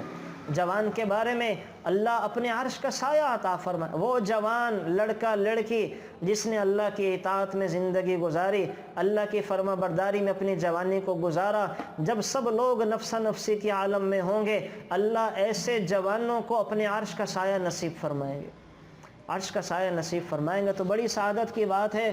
تو جوانوں پر محنت کرنے کی ضرورت ہے کہ اللہ تعالیٰ جوانی کے بارے میں بطور خاص سوال کریں گے۔ تیسرا سوال ہوگا، جو تمہیں مال دیا تھا وہ مال کہاں خرچ کیا اور کہاں سے کمایا تھا؟ تیسرا ہوگا کہ مال کہاں سے کمایا، کن رستوں سے کمایا؟ مال سارے کماتے ہیں، تو تیسرا مال کی کمائی کے بارے میں، حلال طریقے سے کمایا، حرام طریقے سے کمایا، ڈنڈیاں مار کے کمایا، جھوٹ بول کے کمایا یا تھوڑا دیانتداری کے ساتھ کمایا، رشوت سے کمایا، سود سے کمایا، یا حلال تھوڑی تنخواہ پہ گزارا کرتے رہے، لوٹ کھسوٹ کے لوگوں کی میراث مال کے کمایا، یا جو اللہ نے میراث میں جتنا دیا حلال طریقے سے وہ لے کے کمایا۔ تو یہ تیسرا سوال ہوگا مال کے بارے میں۔ چوتھا سوال ہوگا مال خرچ کہاں پہ کیا؟ مال کمانا یہ الگ کام ہے، الگ سوال ہے، اور چوتھا مال کا خرچ کرنا یہ الگ سوال ہے، اس کا الگ سے جواب دینا پڑے گا۔ اس لیے کہ ایک انسان کماتا حلال راہوں سے ہے لیکن خرچ حرام راہوں پہ کر دیتا ہے، کماتا حلال کر کے ہے، خرچ حرام جگہ پہ لگا، شادی پہ لگا دیتا ہے 5 لاکھ کا بیٹی کا جوڑا، 50 لاکھ کے پھول لگا دیے، کروڑوں روپے ویسے فضول کے وہ ریڈ کارپیٹڈ پہ لگا دیے، سارا فضول خرچی ہے، تبذیر ہے۔ اور اللہ کہہ رہے ہیں ان المبذرین کانوا اخوان الشیاطین، تو شیطان کے بھائی ہیں۔ اگر ہم جو لاکھوں روپے کی لائٹنگ کر کے اپنے بچے بچیوں کے شادیوں پہ اور بیکار کے پھول اور قیمتی لباس بنا کے لاکھوں کروڑوں کے لگا دیتے ہیں، اگر اللہ نے کہہ دیا کہ دیکھتے نہیں تھے عائشہ کا نکاح کیسے ہوا، دیکھتے نہیں تھے فاطمہ کا نکاح اسی کے کپڑوں میں ہو گیا، دیکھتے نہیں تھے کہ عائشہ نے ایک کرتی میں مدینہ منورہ کی 50 بچیوں کا نکاح کر دیا، حالانکہ یہ اس لائق لوگ تھے کہ ان کے لیے تو جنت سے لباس اتار دیے جاتے، تو ہمارے پاس کوئی جواب نہیں ہوگا، ہمارے پاس بیان کرنے کو کوئی عذر نہیں ہوگا، تو اللہ تعالیٰ سب کو پیش کریں گے، سب کو۔ روایات میں آتا ہے کہ جو لوگ بیماری کا عذر لگائیں گے کہ اللہ ہم تو بیمار تھے، بیماری کی وجہ سے تیری عبادت نہیں کر سکے، اللہ تعالیٰ ایوب علیہ السلام کو پیش کریں گے کہ میرا یہ بندہ بڑے لمبے عرصے بیمار رہا لیکن مجھے بھولا کوئی نہیں ہے۔ جو لوگ آزمائشوں کی شکایت کریں گے اللہ آزمائشوں میں رہے تیری عبادت نہیں کر سکے، اللہ تعالیٰ ابراہیم علیہ السلام کو پیش کریں گے کہ میرا یہ بندہ بڑی آزمائشوں میں رہا لیکن مجھے بھولا کوئی نہیں ہے۔ وہ عورتیں جو تنگ دستی مجبوری کی حالت میں کہہ کر یہ گزر جاتی ہیں، کہتی ہیں کہ ہم مجبور ہیں، بے بس ہیں، ہمارے گھر کے مسائل کچھ ایسے ہیں کہ کیسے ہم عبادت کر سکتی ہیں، تو اللہ تعالیٰ حضرت آسیہ علیہ السلام کو پیش کریں گے اور کہیں گے یہ فرعون کے گھر میں رہ کے میری بندی مجھے راضی کرتی رہی، کیا تمہارا عذر اس سے زیادہ تھا؟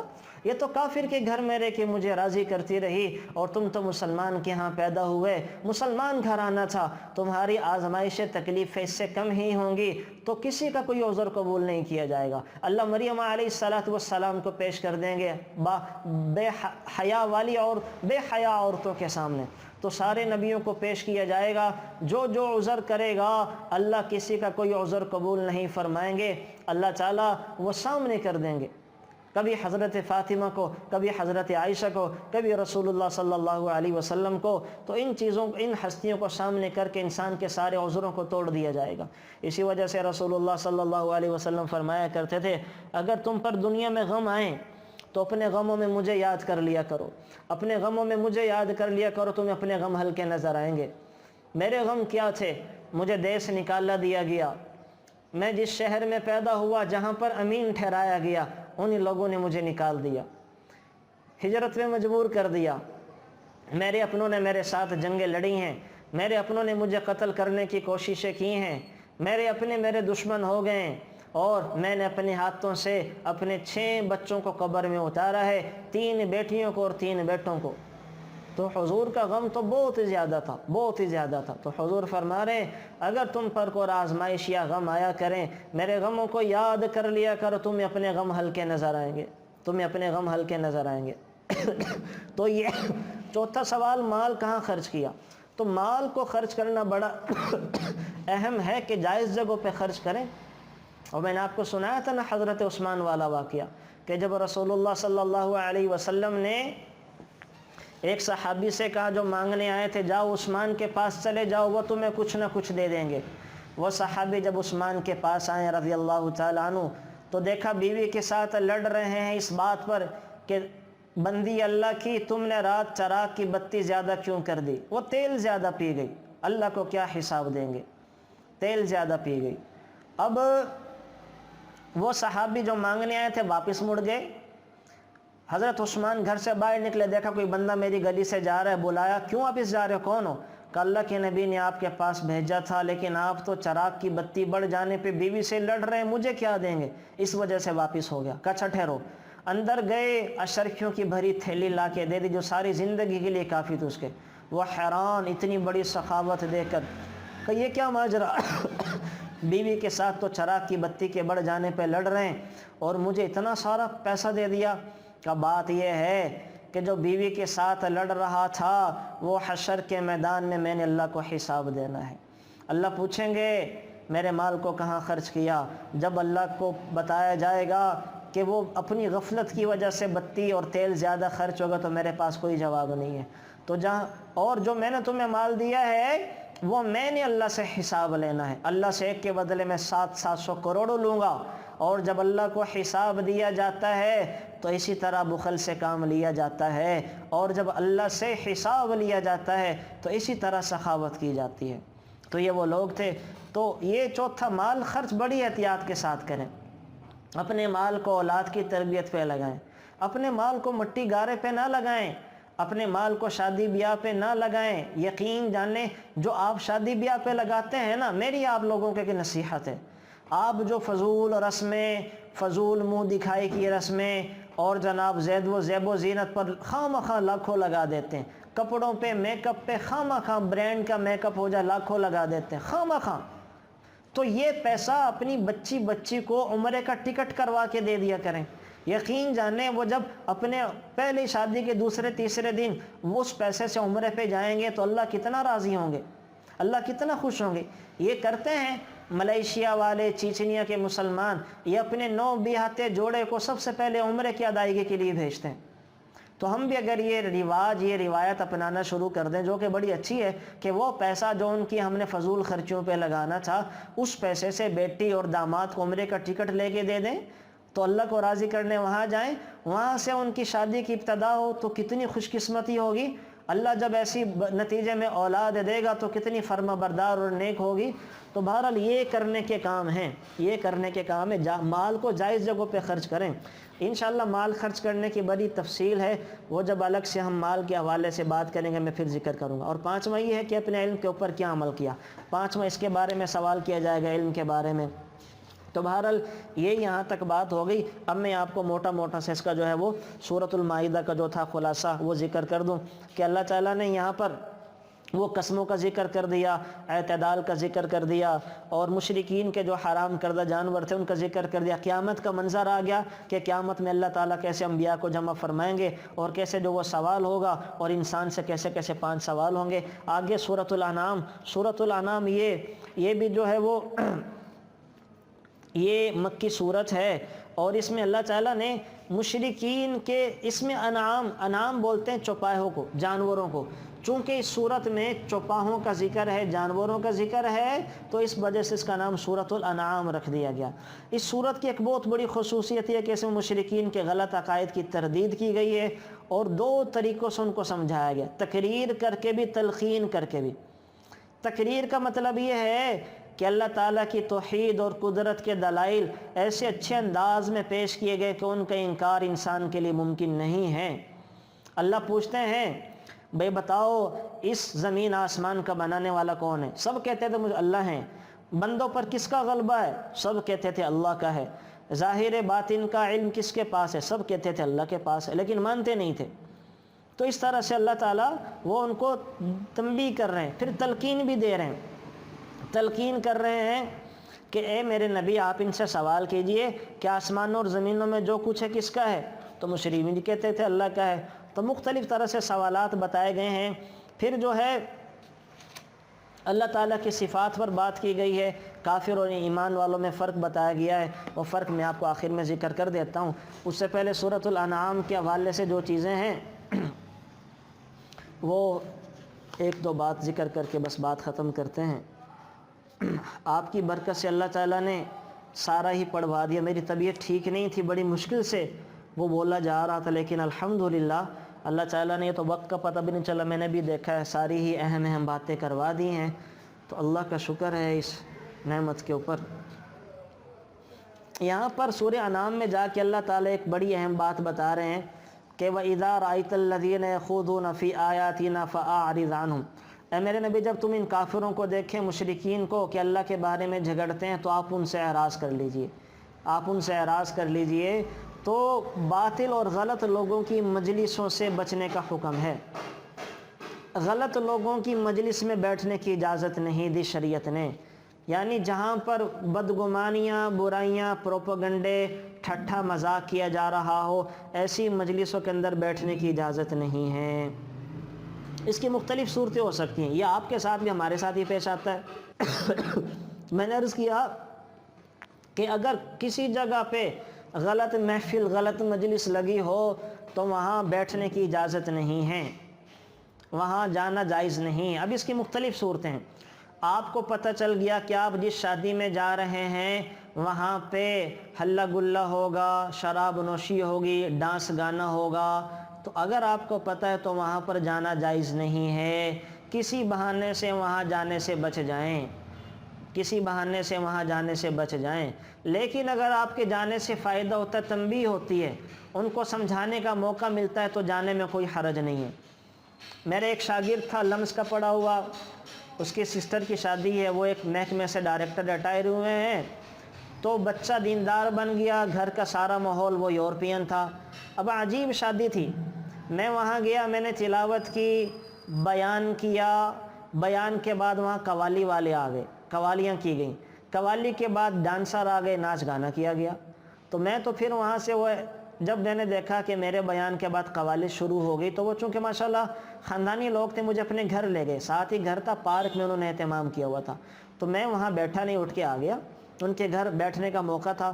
تو ایک تو کوشش یہ کرنی چاہیے، اگر غلط مجلس ہے، آپ کسی پڑوس میں چلے گئے، پتہ ہے کہ اس مجلس میں غیبتیں ہو رہی ہیں، تو وہاں سے اٹھ جانا چاہیے، وہاں سے اٹھ چلے جانا چاہیے۔ اگر پہلے سے پتہ چل جائے کہ یہ غلط کام کا مشورہ کر رہے ہیں، یہ اللہ کو ناراض کرنے والے کاموں کے بارے میں باتیں کرنے جا رہے ہیں، تو اس مجلس میں جانا جائز نہیں ہے۔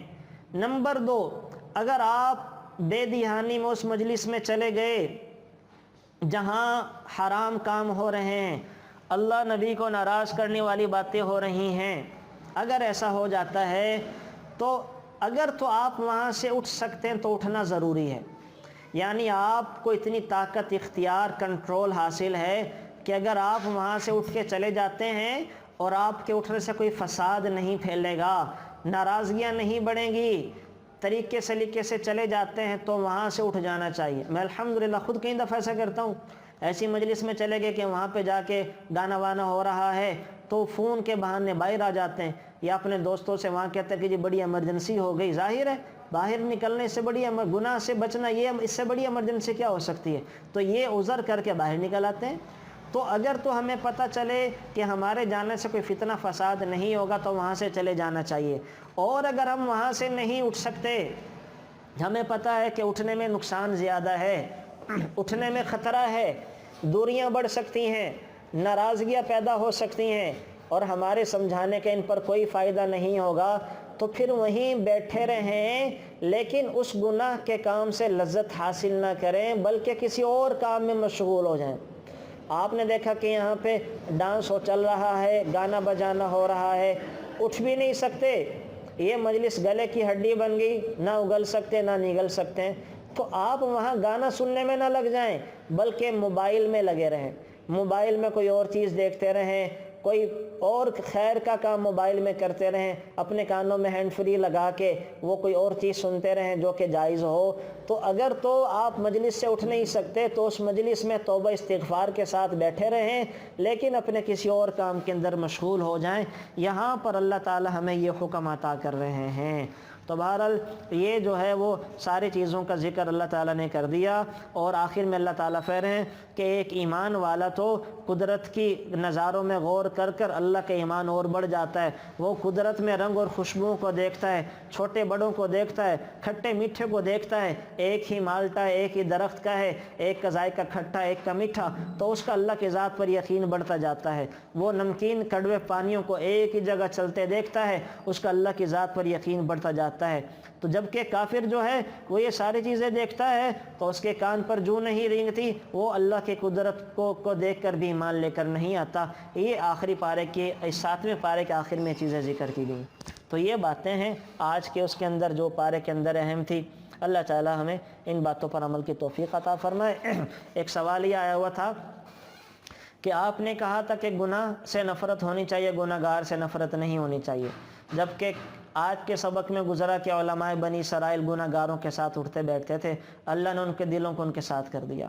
دیکھیں گناہ سے نفرت ہونی چاہیے، گناہ گار سے نہیں۔